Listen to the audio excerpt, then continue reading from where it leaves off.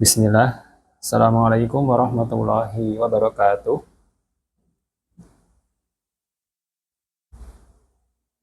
Innal hamdalillah nahmaduhu wa nasta'inuhu wa nastaghfiruh wa na'udzu billahi min shururi anfusina wa min sayyiati a'malina may yahdihillahu fala mudhillalah wa may yudlilhu fala hadiyalah. Asyhadu an la ilaha illallah wahdahu la syarikalah wa asyhadu anna Muhammadan abduhu wa rasuluh. Allahumma sholli ala Sayyidina Muhammad wa ala ali Sayyidina Muhammad. Amma ba'du. Sebelumnya mohon izin kami di sini sebagai penyelenggara dari kegiatan ini mengucapkan selamat datang kepada para peserta sosmed atau sharing online kehumasan dan media dari PPIT Al-Hikmah Karanggede Boyolali di edisi perdana. Kami ucapkan selamat datang. Baik, alhamdulillah. Yang pertama, marilah kita hadirkan puji syukur kita kepada Allah Subhanahu wa taala yang sampai detik ini masih memberikan kita nikmat berupa nikmat sehat dan sempat sehingga kita bisa turut serta dalam kegiatan sharing online kehumasan dan media edisi perdana ini dengan keadaan sehat walafiat. Kemudian semoga salawat serta salam senantiasa tercurahkan kepada ketua sana kita, panutan kita, beliau baginda Nabi Muhammad Sallallahu Alaihi Wasallam. Baik para peserta yang kami hormati, sebelum kita mulai, perkenalkan, saya yang mengisi sore ini adalah Haji Kurniawan Adi Purwanto. Saya di sini diamanahi sebagai kepala bagian media Pondok Pesantren Islam Terpadu Al-Hikmah Karanggede Boyolali, Jawa Tengah. Nah, di sini kita nanti akan sharing bareng ya, sesuai namanya, sharing online tentang kehumasan dan media. Nah, di edisi perdana ini kita mengangkat tema tips mengelola media sekolah di awal tahun ajaran baru. Dan karena ini adalah edisi perdana, maka sekaligus ini adalah sebagai launching dari program sosmed. Semoga dengan adanya sosmed ini bisa memberikan manfaat terutama di bidang kehumasan dan media. Sebelum kita mulai, kita akan memanggil para peserta dengan sebutan Mas dan Mbak ya, supaya lebih mudah semangatnya meskipun sudah berpengalaman. Insya Allah dengan memanggil Mas dan Mbak, semangatnya akan selalu mudah. Begitu ya, jadi mohon izin kepada Mas dan Mbak semua. Kita akan mulai sharing online kali ini. Sebelumnya, karena ini adalah edisi perdana sekaligus launching, kita akan memperkenalkan dulu logo dari sosmed. Jadi kalau Mas dan Mbak lihat di sini, logonya terdiri dari tulisan sosmed dengan ada logo ini ya, segi 8 yang mewakili huruf O. Dan ada tulisan dengan berbagai macam warna. Nah, di sini logo ini adalah mengedepankan identitas lembaga, logo PPIT Al-Hikmah sebagai huruf O, dan juga warna identitas media sosial. Kalau Mas dan Mbak perhatikan di sini ada warna apa aja? Ya, di sini ada warna merah, ada warna hijau, ada warna ungu, ada warna biru, dan juga ada warna merah muda. Kalau Mas dan Mbak perhatikan, ini adalah mewakili warna identitas dari media sosial yang saat ini ya bisa dibilang banyak dipakai ya. Kalau warna merah itu identik dengan platform YouTube, kalau warna hijau itu identik dengan WhatsApp ya atau WA, kemudian kalau warna ungu ini identik dengan Instagram atau IG. Kemudian warna biru identik dengan warna dari Facebook. Kemudian warna merah muda ini identik dengan ya TikTok. Seperti itu. Jadi inilah filosofi singkat tentang logo sosmed PPIT Al-Hikmah Boyolali. Kemudian kita lanjut ke bagian prolog. Sebelum kita mulai, kita sampaikan prolog terlebih dahulu, atau di sini juga bisa dikatakan sebagai ya semacam awalan ya. Bahwasanya kegiatan sosmed ini dilakukan untuk sharing ya, sharing dan belajar bersama. Penyelenggara atau pemateri bukan berarti yang paling sempurna. Siapapun boleh melengkapi dalam rangka kebaikan dan kebermanfaatan. Jadi Mas dan Mbak semuanya para peserta sosmed bisa juga menyampaikan pendapatnya. Boleh nanti ditulis di kolom komentar ya. Karena di sini kita sharing dan belajar bersama.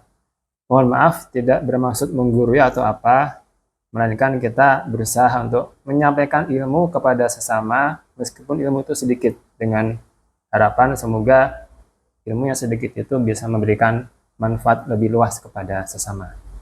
Seperti itu. Ini prolog di awal ya, supaya kita paham bersama. Oke, kita lanjut.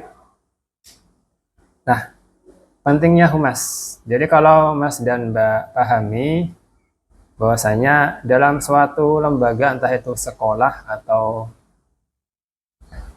pesantren atau lembaga pendidikan yang lainnya, bisa dikatakan kita bagi menjadi dua ranah ya, yaitu ranah internal dan ranah eksternal. Nah, kita di bagian humas harus tahu bahwasanya ranah kerja kita berada di ranah eksternal atau di bagian luarnya. Jadi kalau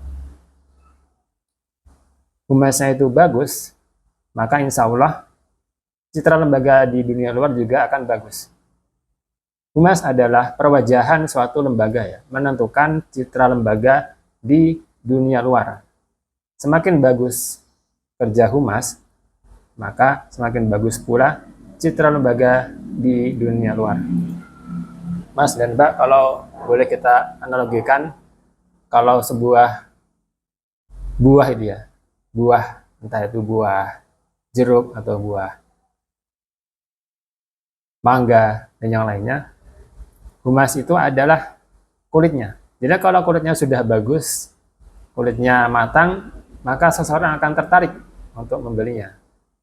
Atau juga kalau Mas dan Mbak membeli suatu produk atau barang, misalkan mobil, kalau melihat bodinya bagus ya, insya Allah akan tertarik untuk membeli. Akan membeli barang dengan kemasan atau packaging yang bagus, dibandingkan dengan ketika melihat kemasannya aja atau bagian luarnya aja sudah tidak enak dipandang. Itu akan berbeda. Maka semakin bagus kerja humas, maka citra lembaga di dunia luar juga insya Allah akan semakin bagus. Seperti itu.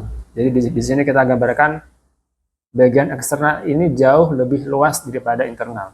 Karena cakupannya ya semua yang ada di luar. Ini adalah pentingnya humas.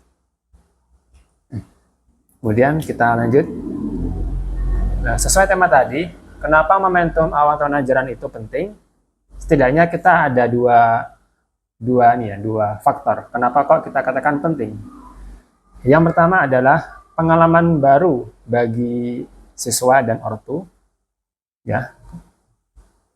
Yang kedua, tingkat rasa ingin tahu atau kepo, ya, atau juga penasaran itu sedang sangat-sangat tingginya. Boleh kalau kita ibaratkan kita baru saja mengunjungi suatu tempat yang benar-benar baru. Misalkan kita berwisata ke tempat wisata yang benar-benar baru. Di situ pasti kita benar-benar ingin tahu rasanya seperti apa.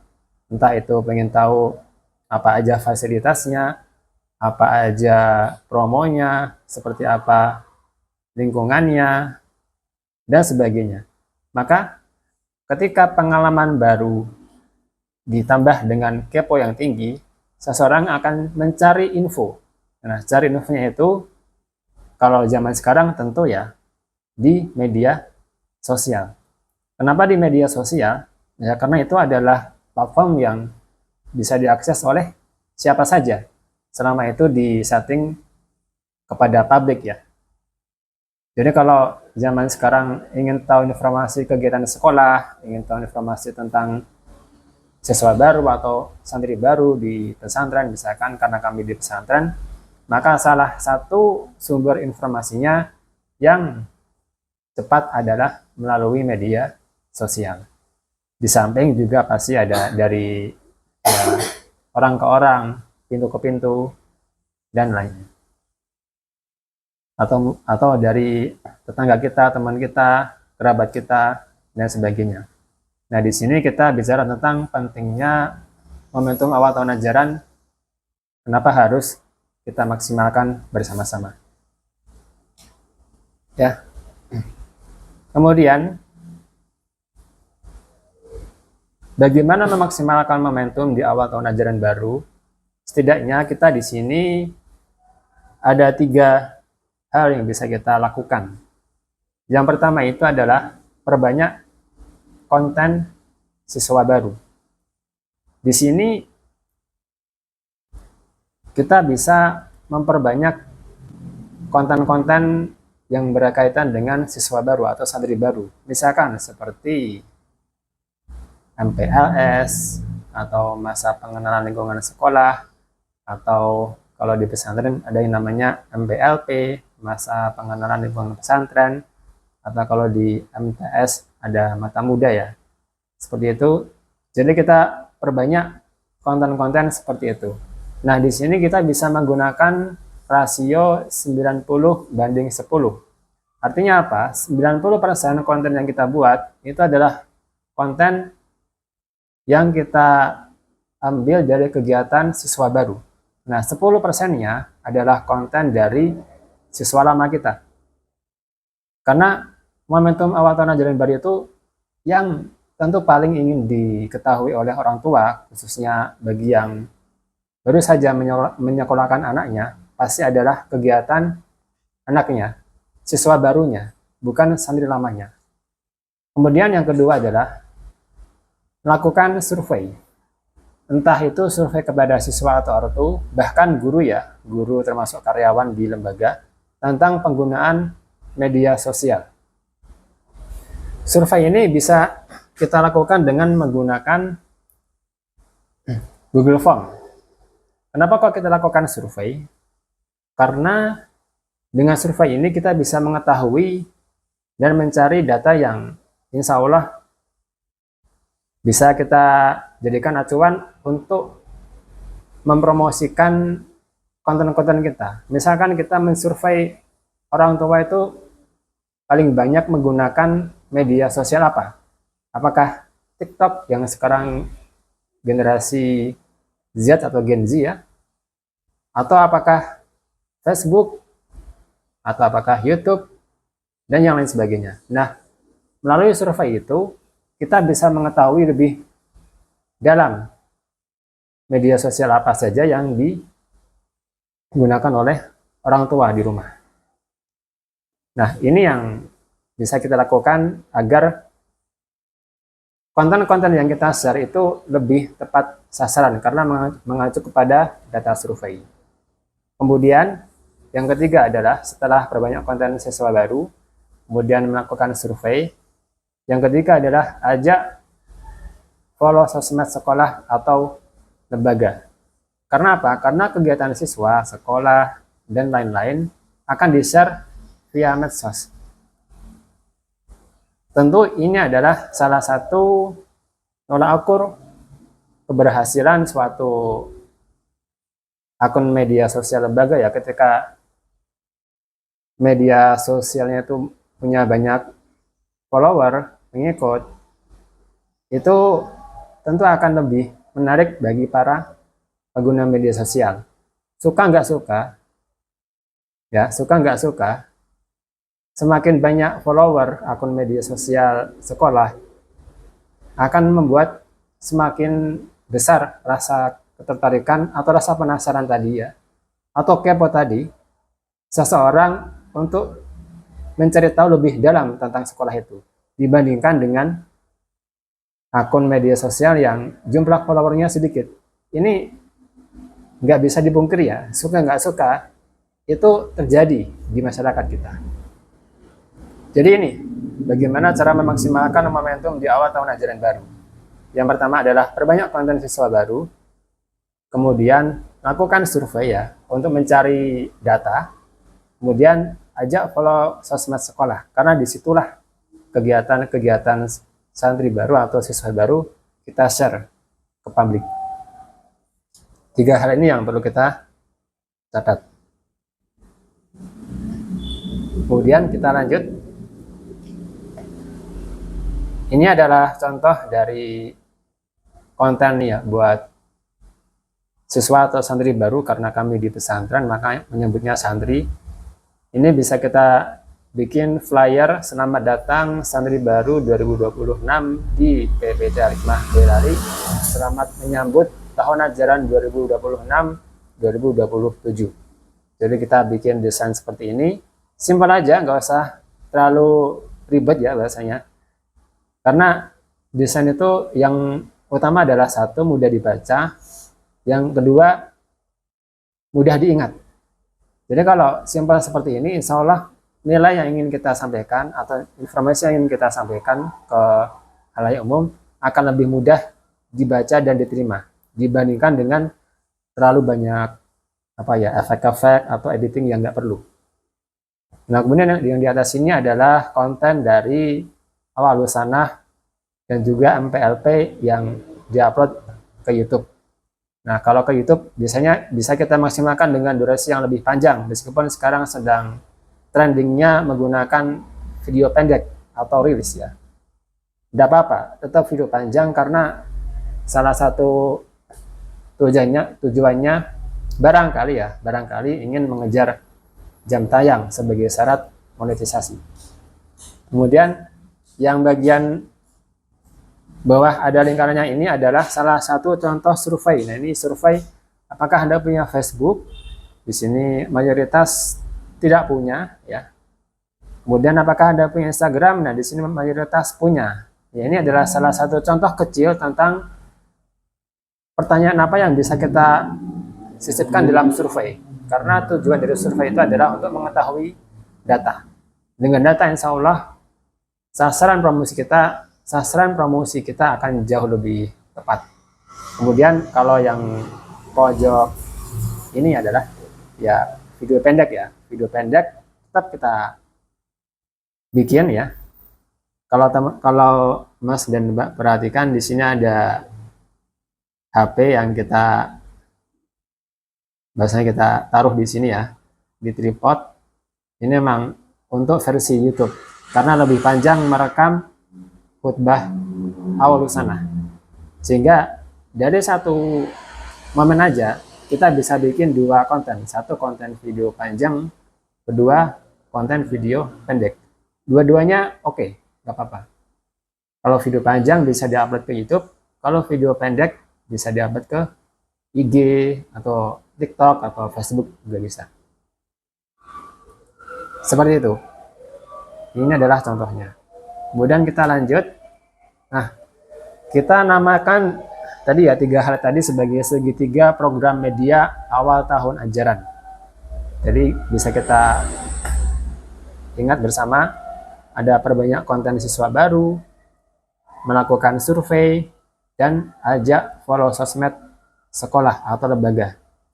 Nah, di sini idealnya bulan Juli sudah dilakukan. Kenapa kok bulan Juli? Nah, ada faktornya. Nah, kenapa Juli? Karena setelah Juli sudah berganti momentum. Momentum apa? Yaitu momentum HUT RI atau kemerdekaan atau Agustusan. Nah, sehingga kalau ketiga hal tadi ya, perbanyak konten siswa baru, melakukan survei, diajak follow lembaga, follow sosmed sekolah atau lembaga, kalau sudah kita lakukan di bulan Juli, maka insya Allah aman. Karena kalau sudah berlalu, masa bulan Agustus akan berganti momentum, yaitu momentum peringatan Hari Kemerdekaan Republik Indonesia. Dan pasti itu akan beda lagi konten-kontennya, akan diperbanyak tentang konten-konten kemerdekaan HUT RI ya. Meskipun ya dalam pelaksanaannya kita bisa sisipkan bahwasanya konten itu juga kegiatan itu, maksudnya kegiatan momentum HUT RI itu juga diikuti oleh siswa baru. Ya nggak apa-apa. Dan akan lebih aman kalau konten siswa baru tadi kita sudah produksi sejak bulan Juli ya. Entah itu konten-konten yang sifatnya video pendek atau video panjang. Kalau video pendek, biasanya kalau Mas dan Mbak lihat di medsos ya, sudah banyak sepertinya tentang hari pertama masuk sekolah, atau hari pertama jadi santri baru, atau pekan pertama ngerasain di pondok, atau pekan pertama ngerasain di sekolah. Pokoknya yang serba pertama yang dilakuin oleh siswa baru atau santri baru, itu bisa dibuat konten untuk memaksimalkan media sekolah di awal tahun ajaran baru. Nah, sebisa mungkin di bulan Juli ya, karena kalau sudah Agustus nanti sudah berganti momentum. Baik, seperti itu Mas dan Mbak semuanya. Semoga dengan sharing yang singkat ini bisa menambah wawasan kita meskipun baru sedikit. Yang jelas kita di sini sama-sama saling belajar, sama-sama saling sharing untuk berbagi manfaat tentang ilmu yang kita miliki. Semoga dengan sharing ini kita bisa semakin paham, semakin mempunyai referensi untuk memaksimalkan media kita dalam rangka menjalani awal tahun ajaran baru. Seperti itu, lebih kurangnya kami mohon maaf. Dan setelah ini insya Allah akan kita isi dengan pembahasan ditanya jawab. Semoga bermanfaat. Kita banding dulu. Wassalamualaikum warahmatullahi wabarakatuh. Sekarang kita jawab pertanyaan yang sudah dikirim ya. Yang pertama, bagaimana caranya buat desain cepat dan bagus tanpa AI? Kalau kita mau bikin desain yang bagus, tentu butuh proses, sehingga cepat atau tidaknya tergantung dari seberapa sering kita membuat desain. Apakah bisa tanpa AI? Bisa. Jawabannya bisa memakai aplikasi seperti CorelDRAW, Adobe Photoshop, maupun aplikasi yang sekarang sedang trending seperti Canva. Nah, kalau di Canva itu bisa ada template-nya sehingga bisa lebih cepat. Tinggal kita modif sedemikian rupa semau kita. Lalu pertanyaan berikutnya, bagaimana supaya wali murid like dan share medsos kita? Salah satu cara yang bisa kita lakukan adalah memuat foto dari Ananda atau anak beliau. Jadi apabila ada acara santri baru atau siswa baru, carilah foto-foto yang menampilkan anaknya beliau, sehingga sebagai orang tua tentu akan muncul rasa ingin memposting atau setidaknya mempunyai daya tarik yang lebih besar daripada tidak ada foto dari anaknya beliau. Seperti itu, salah satu cara yang simpel dan mudah agar wali murid like dan share medsos kita. Kemudian pertanyaan berikutnya, baiknya seberapa seringkah kita upload kegiatan siswa di medsos? Seberapa sering? Kalau sesuai dengan pengalaman kita, setidaknya 1 hari 1 kali upload, supaya ada kontinuitas ya, ada keistiqomahan di media sosial kita.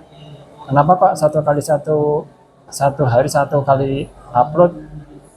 Kalau misalkan terlalu sering nanti sistem bisa mengira kita sebagai robot ya. Sehingga kalau satu hari cukup satu kali, biasanya itu sepengalaman kita sudah cukup ideal. Meskipun ada juga yang satu hari dua kali di jeda berapa jam, misalkan 6 jam atau setengah hari, itu juga nggak apa-apa.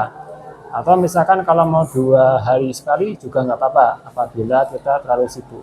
Yang jelas semakin kita istiqomah mengupload kegiatan di medsos, maka medsos kita akan selalu hidup.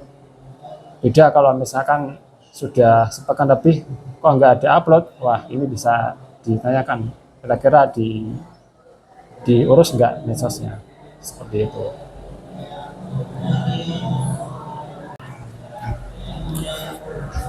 Pertanyaan berikutnya, bagaimana cara mengukur tingkat keberhasilan atau engagement dari sebuah konten? Caranya bisa kita lihat di bagian insight postingan ya. Kalau kita lihat di IG itu biasanya ada tombol insight, bisa dilihat oleh admin ataupun penggunanya, itu diklik. Nah, di situ kita bisa lihat engagementnya. Nah, gimana cara mengukur tingkat keberhasilannya? Di situ ada beberapa hal seperti jumlah like, jumlah komentar, jumlah postingan ulang, dan juga jumlah disimpan. Nah, cara yang paling ampuh untuk mengukur tingkat keberhasilan engagement adalah sepemahaman kami, yang paling ampuh adalah jumlah postingan ulang dan juga berapa kali disimpan. Kenapa? Karena dua hal itu yang biasanya lebih bahasanya tuh lebih natural dilakukan ya. Kalau jumlah like sekarang itu bisa dilakukan oleh robot, jadi nggak semua yang dapat like banyak itu adalah murni dari pengguna akun yang aktif ya. Bisa jadi ya, walaupun nggak semuanya, jumlah like kita ada yang dari robot atau bot ya. Tapi kalau postingan ulang apalagi disimpan, itu bisa memang benar-benar dilakuin oleh pengguna asli atau pengguna aktif. Seperti itu.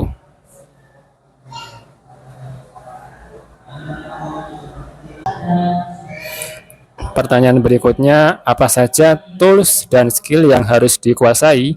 Bagaimana manajemen pengelolaan media yang efisien di tengah banyaknya amanah dan tugas? Kalau tools dan skill yang harus dikuasai ya setidaknya minimal kita bisa editing dan juga desain ya. Kalau editing video bisa misalkan sekarang di CapCut, kalau di desain ya sekarang ada di Canva atau di Corel atau di Photoshop. Nah, bagaimana cara manajemen pengelolaan media yang efisien di tengah banyaknya amanah dan tugas? Ya tentu itu kembali kepada manajemen waktu kita, manajemen diri kita. Beda antara orang yang amanahnya banyak dengan yang sedikit. Nah, kalau pengalaman kami ya, kalau amanahnya banyak, carilah waktu yang benar-benar tidak bertabrakan dengan amanah di jam kantor, seperti di malam hari misalkan. Malam hari kan waktunya istirahat. Nah, biasanya habis isya sampai malam itu cenderung longgar. Kita bisa manfaatin waktu malam hari itu untuk mengelola media, entah itu nyicil desain, bikin postingan, dan yang lain sebagainya. Sehingga kembali lagi kepada manajemen diri kita, manajemen waktu kita, dan manajemen rutinitas harian kita. Lalu bagaimana mengatur waktu pengelolaan media? Ya, tadi hampir sama ya. Waktu pengelolaan media itu kembali lagi kepada manajemen harian kita. Kalau misalkan kita cenderung longgar ya, artinya tidak ada jam kantor atau memang freelance, itu memang biasanya lebih banyak waktu yang bisa kita lakukan, lebih fleksibel, bisa pagi hari, siang hari, sore hari, maupun malam hari. Tapi kalau misalkan banyak tugas, banyak kerja, apalagi kerja kantoran, biasanya kalau pengalaman kita, ya pengalaman kami, itu kita maksimalkan ketika waktu-waktu longgar, contohnya di malam hari, seperti itu. Kemudian kami sedang memulai untuk mensentralkan media dan aktivitas kehumasan pada yayasan kami. Ya, itu bagus ya, supaya ada suatu wadah yang mengakomodir dan juga memonitoring media dan kehumasan di sebuah lembaga.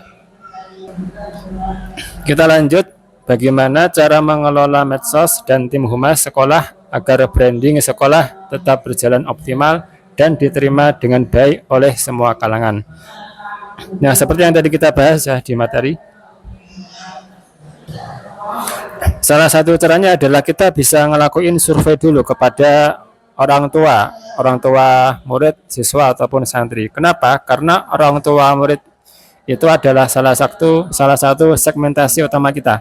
Maka untuk mengetahui apa saja yang dimiliki oleh ortu, entah itu media sosial, dan juga termasuk kapan saja beliau-beliau ini menggunakan media sosial, itu bisa kita survei melalui misalkan Google Form ya.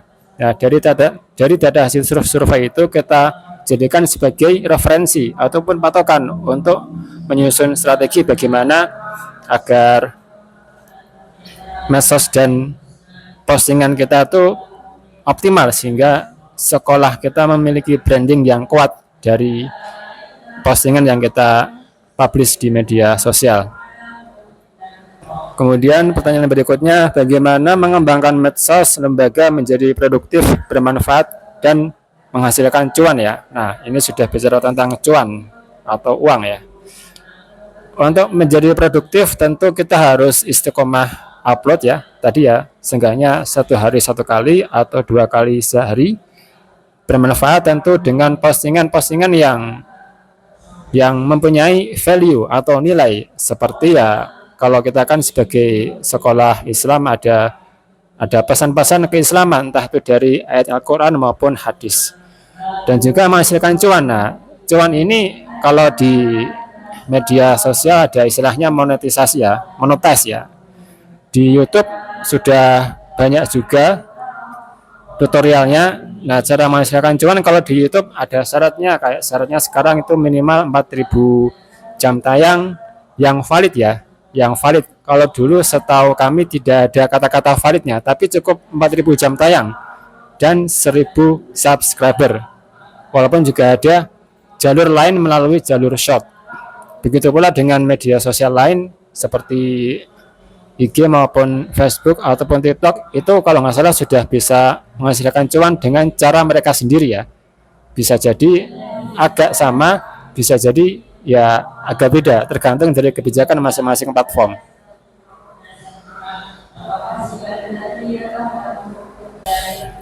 Lanjut, bagaimana cara mengelola media sosial sekolah agar tetap aktif dan menarik? Caranya kita bikin konten yang sesuai dengan yang sedang trending ya. Meskipun kita juga harus punya pedoman, tidak melulu kita harus ikut sana sini. Kalau bisa, kitalah yang menciptakan trendingnya itu ya, supaya kita bisa menjadi salah satu referensi bagi yang lain untuk membuat konten yang lebih menarik. Nah, menarik ini bisa kita mulai dari suatu hal yang sederhana, misalkan kita menyampaikan pesan-pesan dari atau kesan dari siswa baru atau yang lainnya. Yang jelas kita mulai dari yang simpel, sederhana, dan yang utama adalah kita mengedepankan pesan yang ingin kita sampaikan. Tidak perlu banyak editing juga. Sekarang itu semakin semakin natural, semakin asli menurut kami, itu justru semakin banyak diminati. Lanjut, kemudian pertanyaan berikutnya, bagaimana pengelolaan media di sekolah yang masih di tahap pembangunan dengan SDM yang merangkap sebagai guru aktif? Nah, cara pengelolaannya adalah ya kita bagi sesuai dengan kesanggupan SDM yang bersangkutan. Ini biasanya disepakati di awal-awal ini ya, di awal-awal beliau mengemban amanah ya. Yang namanya merangkap tentu ada tugas utama dan tugas tambahan. Nah, apakah tugas utamanya itu adalah sebagai guru atau sebagai admin media? Kalau misalkan sebagai guru, ya otomatis harus menyesuaikan jadwal gurunya. Nah, beda kalau tugas utamanya adalah sebagai pengelola media. Nah, kalau sebagai pengelola media tentu sudah punya ini ya, tugas penuh untuk fokus di pengelolaan media. Jadi tergantung di tahap awal seperti apa SDM yang bersangkutan menerima amanah tersebut.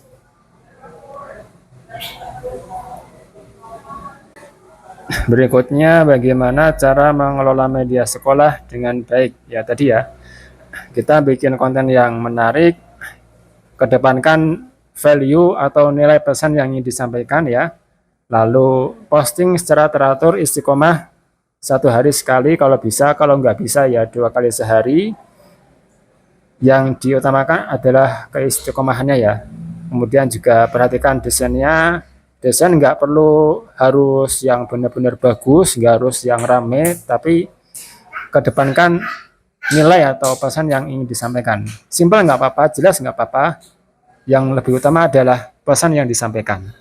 Kalau video juga video sederhana nggak apa-apa, dimulai dari yang sederhana, yang jelas. Kalau berurusan dengan media, yang utama yang ingin kita lakukan adalah menyampaikan isi pesannya ya. Soal editing, kemudian efek-efek segala macam itu bisa menyusul.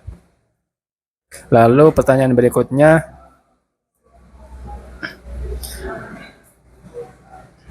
bagaimana cara membuat konten sekolah yang menarik dan tidak monoton ya? Ya tadi ya, yang menarik dan tidak monoton.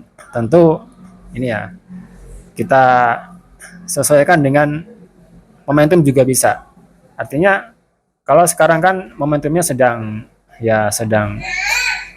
siswa baru. Nah, sekarang sudah mau Agustusan ya. Ketika video ini atau konten ini dibuat, maka kita bersiap-siap untuk membuat konten tentang 17-an dan sebagainya.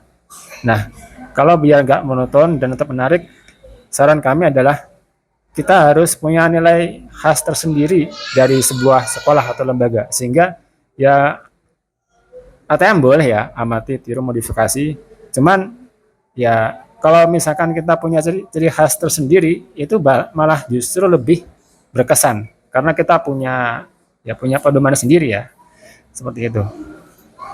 Lalu pertanyaan berikutnya adalah bagaimana tips mudah edit video tanpa ribet? Jawabannya ada di CapCut ya. CapCut sekarang itu banyak banget yang pakai, bisa di HP atau bisa di laptop juga bisa. Kalau kami juga sering pakai di HP.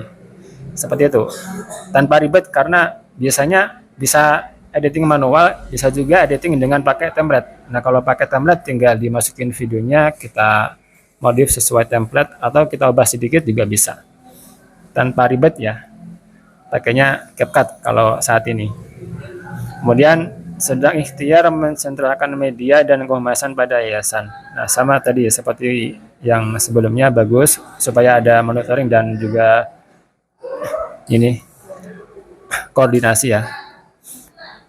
Kemudian kurangnya menguasai cara membuat video yang bagus. Tidak apa-apa, karena video yang bagus itu bukan berarti pesan yang disampaikan video yang bagus itu tidak harus video yang memiliki efek-efek yang wah ya, transisi yang keren itu gak harus. Yang utama adalah dalam video itu nilai atau value atau pesan yang ingin kita sampaikan itu diterima oleh orang lain. Seperti itu. Jadi nggak apa-apa kalau misalkan videonya kurang bagus, tetap pede, yang jelas pesan yang ingin disampaikan tersampaikan sambil seiring dengan jalannya waktu belajar untuk membuat video yang bagus. Kemudian bagaimana cara mengolah agar follower sekolah bisa tambah banyak? Soalnya sering buat konten tapi minim bertambahnya. Ya, kalau pengalaman kami di YouTube ya, itu kalau biar nambah follower atau subscriber itu bisa melalui jalur video short. Nah, video short ini salah satu cara yang paling ampuh untuk mendapatkan subscriber. Kalau di IG itu biasanya kalau kata orang-orang ya, itu bisa ditambah dengan semakin banyak memposting reels ya atau video pendek. Seperti itu. Kalau Mas dan Mbak punya opini lain atau pengalaman lain bisa ditambah di kolom komentar. Kemudian bagaimana caranya kita membuat media agar bisa tepat dan tidak keteteran. Ya, artinya tepat dan tidak keteteran. Ya, tentu itu kembali kepada ini ya, manajemen rutinitas harian kita.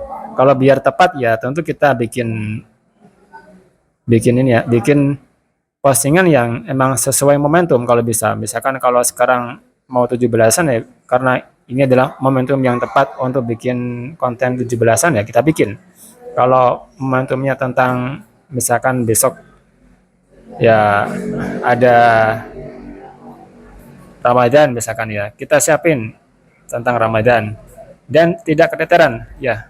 Tentu biar kita nggak keteteran, kita atur jadwal kita biar nggak bertabrakan dengan kewajiban yang lain. Kalau tadi di awal sempat kita bahas biar nggak bentrok dengan jam kerja, kita alokasikan waktu setelah sholat isya, kita sisihkan buat mengelola media, buat ngedit, buat posting dan segala macam.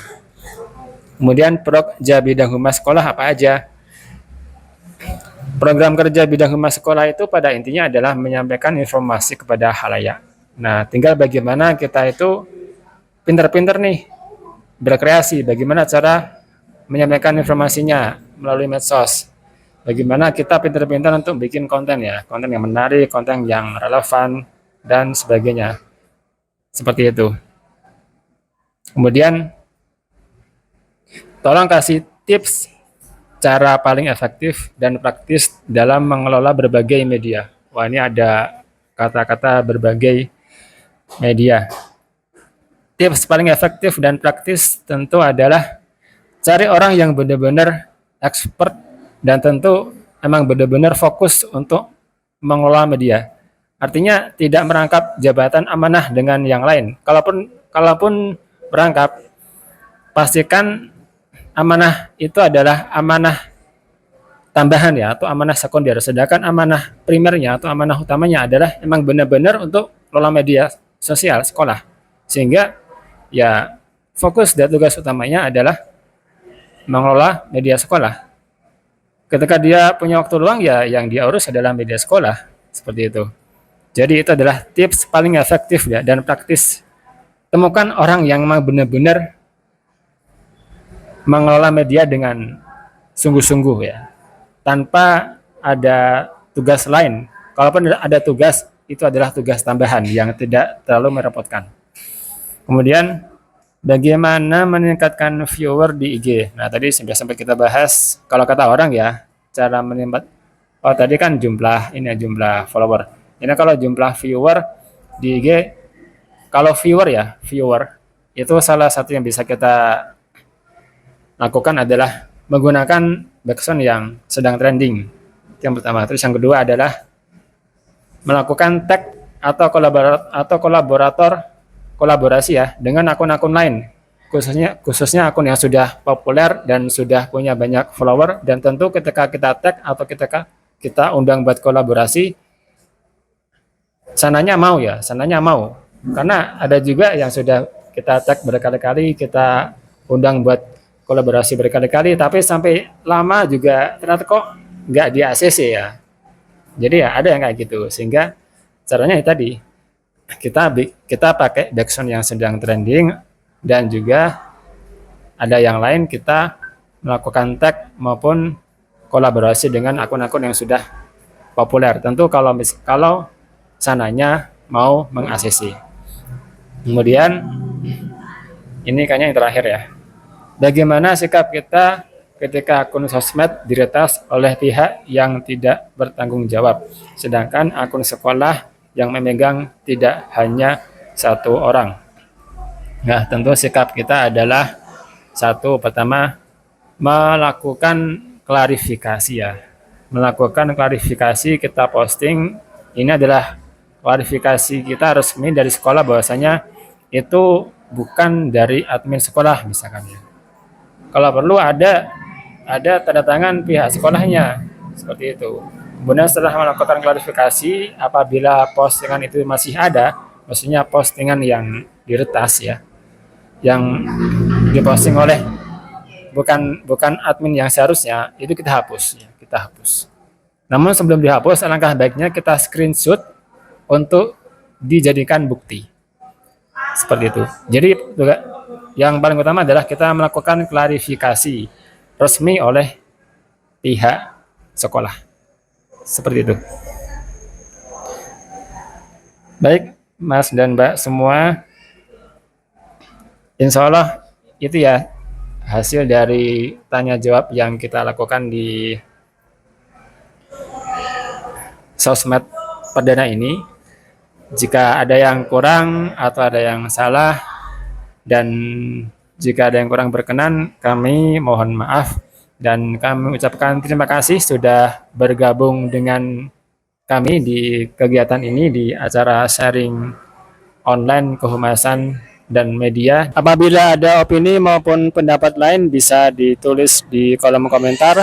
Semoga bermanfaat. Sampai jumpa di kegiatan sosmed berikutnya. Sekian, terima kasih.